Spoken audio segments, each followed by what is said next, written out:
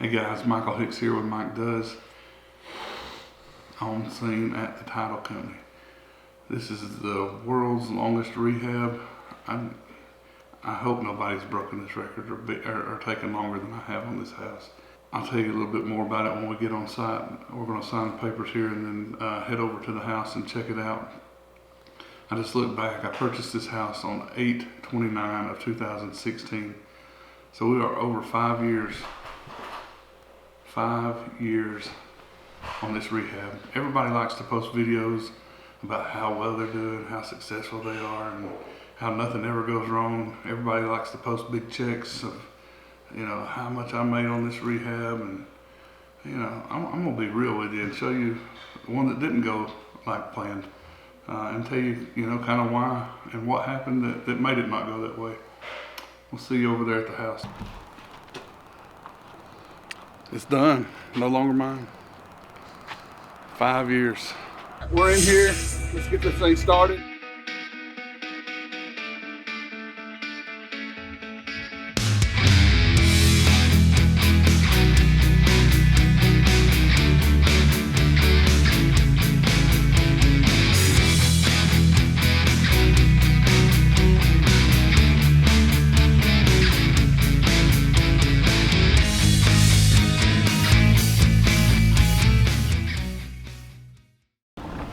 Coming into the 950. There she is, look how pretty.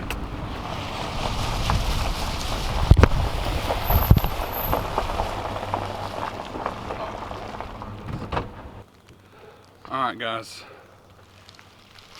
everybody likes to talk about their wins, and this is still a win. I'm not going to call it a loss because we still made a profit. I had appreciation on my side, I had time on my side. But this thing, man, 8/29 of 2016, I purchased this house, and this is the only house I've ever done this on. So don't think, oh, he doesn't follow through. we're mid rehab. We have it gutted, drywall in, drywall being delivered, and the drywall truck drives right into my septic tank. Pulled off the driveway, calls me, hey, we're in your septic tank. I said, I told you not to get off the driveway, but people don't listen, or it doesn't get relayed from the salesman to the driver. So they drive this big truck into my septic tank. Had to pay a tow truck to come out here and get it out. I got frustrated, okay? Then in the next 2 weeks, because there's no drywall up and no drywall in,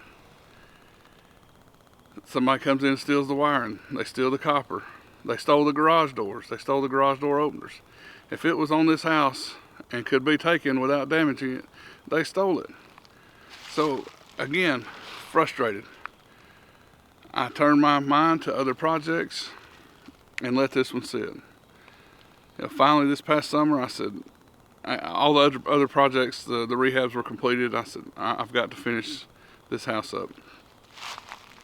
So we started it, got it finished, getting ready to put it on the market, and the neighbor across the street comes out, and this is the son-in-law to the owner of the property, and he starts telling us how, well, I don't know how you're going to sell it because the septic tank's not on the property, the part of the house isn't on the property, the driveway's not on the property.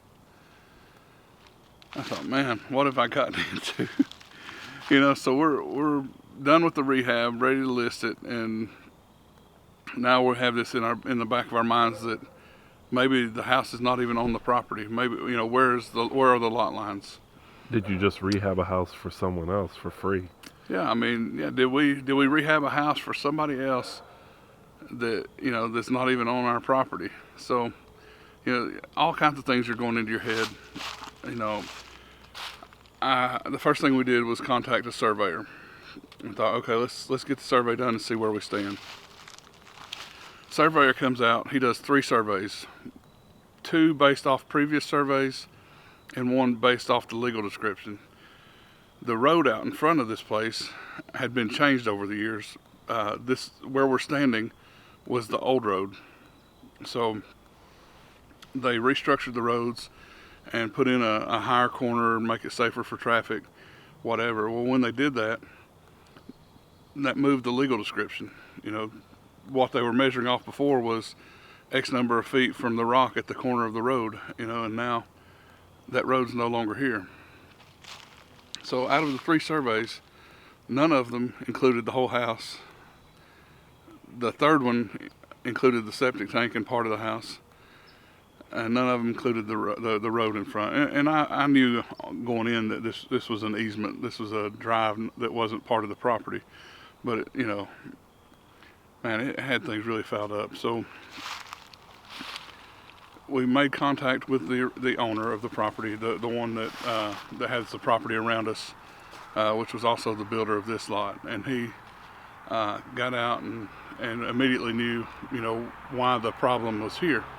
He explained to us that he hired a guy to build the house, and he was at work in town, and the day they put the foundation in, and the foundation was supposed to be over here, turned this way, parallel to the road, rather than perpendicular to the road like it is now. So that's how the house ended up off of the lot in 1972. So, you know, everybody was in agreement that it needed to be fixed, and he was more than willing to help us fix it.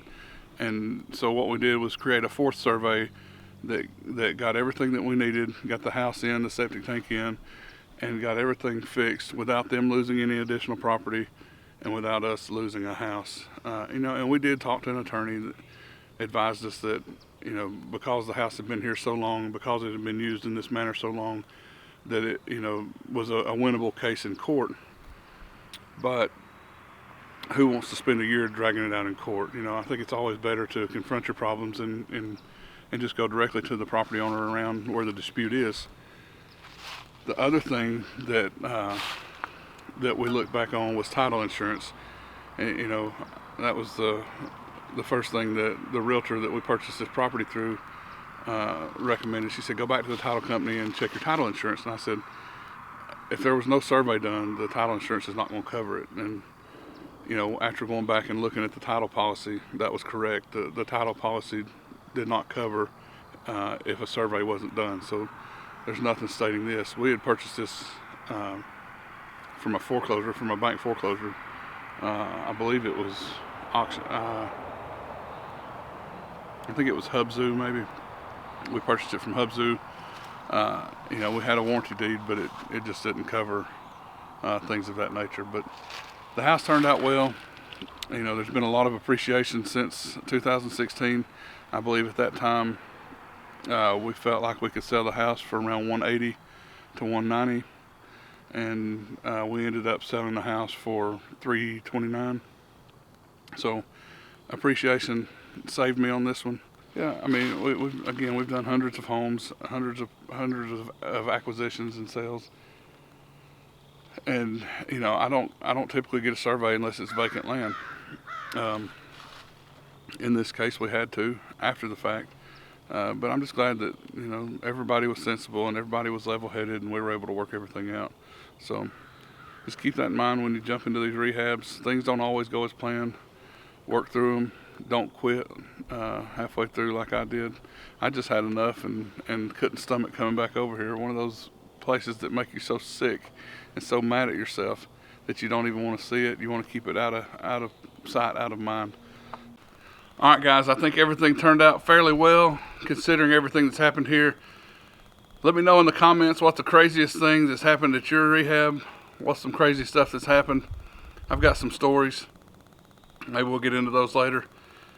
Leave the comments down below. Hit that like button. Hit that subscribe button. See you guys next week.